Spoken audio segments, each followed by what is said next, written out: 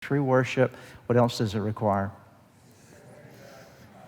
A surrendered heart. Boy, this is big, isn't it? A surrendered heart. What does that mean?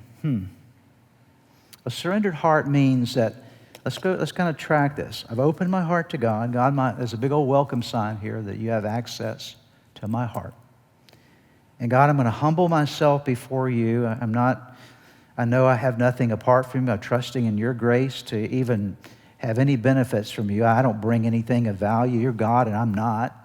So I've humbled myself. I'm going to approach you as a child, Lord. I'm trusting you. I'm not trying to figure everything out. I'm just having confidence in whatever promises you have for my life.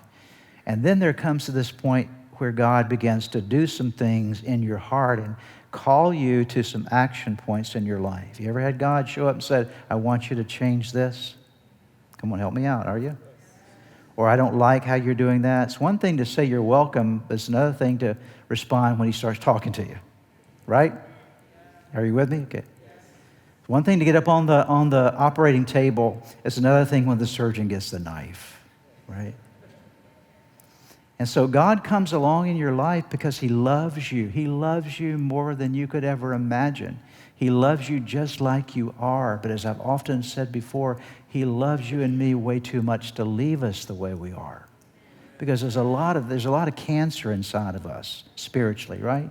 There's a lot of stuff inside of us that's not healthy and it's not good, and broken places inside of us that need to be mended and healed, and bones, if you will, that need to be set. And so here we are. We say, oh, God, you're welcome. And then God shows up and says, oh, by the way, I want to talk to you about this.